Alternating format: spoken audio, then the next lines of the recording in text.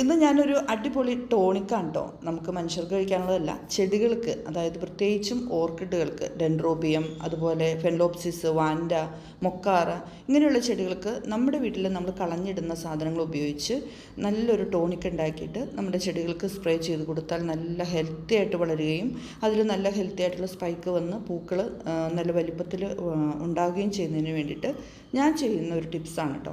വളരെ ഇഫക്റ്റീവായിട്ടുള്ളതാണ്. വളരെ നല്ല രീതിയിൽ നമുക്ക് ഒരു പൈസ മുടക്കില്ലാതെ, വലിയ കാര്യമായിട്ട് നമ്മൾ അതിന് പണം മുടക്കില്ലാതെ തന്നെ. എന്നാൽ ഡെൻഡ്രോബിയത്തിന് നിങ്ങൾക്കറിയാമല്ലോ, സീഡ്ലിങ്സൊക്കെ വാങ്ങി നന്നായിട്ട് വളർത്തി നല്ല വലിപ്പത്തിലാകുമ്പോഴാണ് അതിൻ്റെ സ്പൈക്കുകൾക്കൊക്കെ നല്ല വലിപ്പം ഉണ്ടാവുകയുള്ളൂ, പൂക്കൾ നല്ല മനോഹരമായിട്ടിരിക്കുകയുള്ളൂ. ഞാൻ ഇതിനു മുമ്പ് എൻ്റെ ഓർക്കിഡുകളും അതുപോലെ ജിനിയുടെ ഓർക്കിഡുകളൊക്കെ ഞാൻ നിങ്ങൾക്ക് കാണിച്ചു തന്നിരുന്നു. ഞങ്ങളൊക്കെ സീഡ്ലിങ്സ് വാങ്ങി വളർത്തിയിട്ടാണ് ഇതുപോലെ പൂക്കളൊക്കെ ഉണ്ടാക്കിയെടുക്കുന്നത്. അപ്പോൾ ചെടികളിൽ എപ്പോഴും നിറച്ച് പൂവുണ്ടായില്ലെങ്കിലും പൂവ് ഒരു പ്രാവശ്യം ഉണ്ടായി കൊഴിഞ്ഞു പോയി അടുത്ത സ്പൈക്കിന് വേണ്ടിയിട്ട് ചെടികളെ ഒരുക്കുന്നതിന് വേണ്ടിയിട്ട് നമുക്ക് കൊടുക്കാവുന്ന ഒരു ടോണിക്കാണ്. നമ്മൾ മനുഷ്യരെ പോലെ തന്നെ നമ്മുടെ ചെടികൾക്കും നല്ല രീതിയിലുള്ള വിറ്റാമിൻസും മിനറൽസും എല്ലാം ആവശ്യമാണ്. അപ്പോൾ വീഡിയോ സ്കിപ്പ് ചെയ്യാതെ കാണുക. അതുപോലെ തന്നെ നിങ്ങൾക്ക് ഇഷ്ടപ്പെട്ടാൽ ഇഷ്ടം അറിയിക്കുക. നമ്മുടെ ചാനൽ സബ്സ്ക്രൈബ് ചെയ്യാതെ കാണുന്നില്ലെങ്കിൽ ഒന്ന് സബ്സ്ക്രൈബ് ചെയ്യാനും മറക്കരുത് കേട്ടോ. അപ്പോൾ നിങ്ങൾ ഈ കാണുന്നത് ഞാൻ ഡെയിലി എൻ്റെ അടുക്കളയിൽ നിന്നും ശേഖരിക്കുന്ന ഉള്ളിത്തൊണ്ട്, സവാളത്തൊണ്ട്, അതുപോലെ വെളുത്തുള്ളിയുടെ തൊണ്ട്, പഴത്തൊലി, ഇതെല്ലാം ഉണ്ട്. പക്ഷേ ഇതിൻ്റെ കൂടെ മെയിനായിട്ട് വേറെ 2 കാര്യം കൂടി ചേർത്തിട്ടുണ്ട്. നമ്മുടെ മാതള നാരങ്ങയുടെ തൊണ്ട്. മാതള നാരങ്ങ നിങ്ങൾക്കറിയാം ഏറ്റവും കൂടുതൽ അയൺ കണ്ടൻ്റ് ഉള്ളതാണ്. നമ്മൾ അതിൻ്റെ ജ്യൂസ് കഴിച്ച് ബ്ലഡ് ലെവൽ കൂട്ടാൻ, ബ്ലഡിൻ്റെ കൗണ്ട് കൂട്ടാനൊക്കെ കഴിക്കുന്ന ഒരു സംഭവമാണ്. അപ്പോൾ അതുമാത്രമല്ല, ബീട്രൂട്ട് നിങ്ങൾക്കറിയാം ഏറ്റവും കൂടുതൽ അയൺ അതിനകത്തും അടങ്ങിയിട്ടുണ്ട്. അയണിൻ്റെയും സ്റ്റാർച്ചിൻ്റെയൊക്കെ ഒരു കൂടുതൽ അടങ്ങിയിരിക്കുന്ന ഒരു സംഭവമാണ് ബീട്രൂട്ട്. എനിക്ക് ഭയങ്കര ഇഷ്ടമുള്ളൊരു സംഭവമാണ് ഉപ്പേരി വയ്ക്കാനായിട്ട്.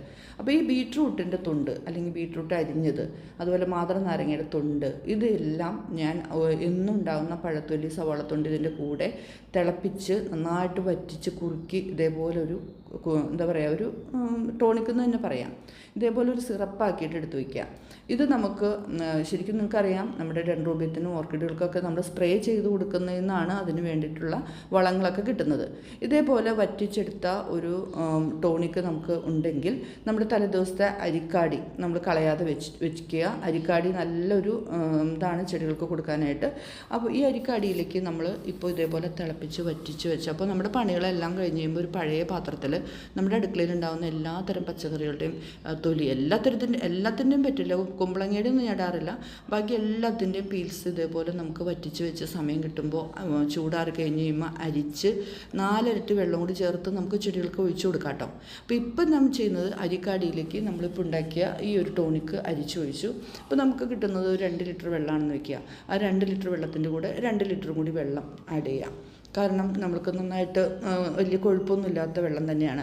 അതേസമയം അരിക്കാടി ഇല്ലാതെ കഞ്ഞിവെള്ളമാണ് എടുക്കുന്നുണ്ടെങ്കിൽ നമ്മൾ 4 ഇരട്ടി വെള്ളം ചേർക്കണം. അപ്പോൾ കഞ്ഞിവെള്ളത്തിൽ നല്ല കൊഴുപ്പായിരിക്കും. അപ്പോൾ അതുകൊണ്ടാണ് 4 ഇരട്ടി വെള്ളം. അരിക്കാടി ആണെങ്കിൽ അത് നന്നായിട്ട് ഡൈലൂട്ട് ചെയ്തതാണ്. ഇപ്പം ഞാൻ ഈ ചേർത്തത് എന്താണെന്നറിയോ? ഞാൻ ചേർത്തത് 19 ആണ്. നമ്മൾ സ്പ്രേ ചെയ്യുന്ന 19 നമുക്ക് വാങ്ങാൻ കിട്ടും. അതാണ് നമ്മുടെ ചെടികൾക്ക് ഞാൻ കൂടുതലും പൂവുണ്ടാവാനായിട്ട് അടിച്ചു കൊടുക്കുന്നത്.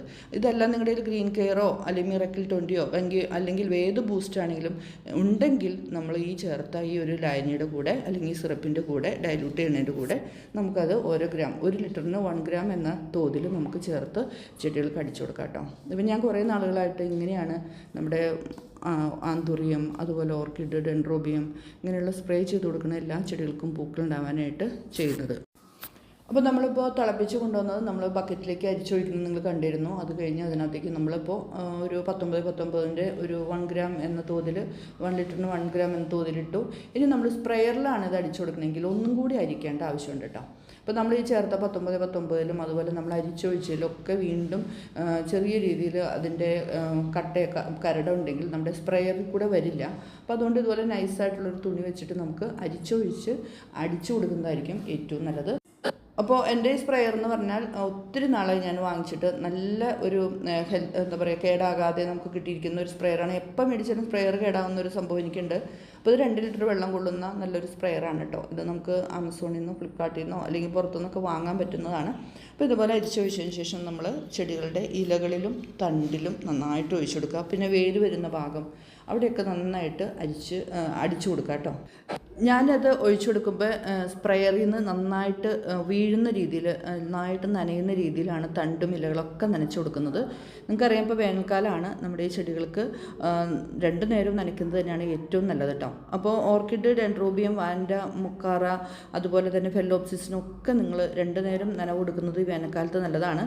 അതുപോലെ നമ്മുടെ വീട്ടിൽ ഇപ്പോൾ ഈ ടോണിക്കായിട്ട് നമുക്ക് നല്ല ഹാർഡായിട്ട് ഉണ്ടാക്കാൻ പറ്റിയില്ലെങ്കിലും കിട്ടുന്ന സംഭവങ്ങൾ, പഴത്തൊലി ആയിക്കോട്ടെ, ഉള്ളിത്തൊണ്ടായിക്കോട്ടെ, എന്തോ നമുക്ക് ഡെയിലി ഉണ്ടാവുന്നത് ചുമ്മാ ഒന്ന് തിളപ്പിച്ചിട്ടോ അല്ലെങ്കിൽ വെള്ളത്തിൽ തലേദിവസം ഇട്ടിട്ട് പിറ്റേ ദിവസം അത് എടുത്ത് കളഞ്ഞിട്ട് ഒഴിച്ചു കൊടുക്കുന്നത് നല്ലതാണ്.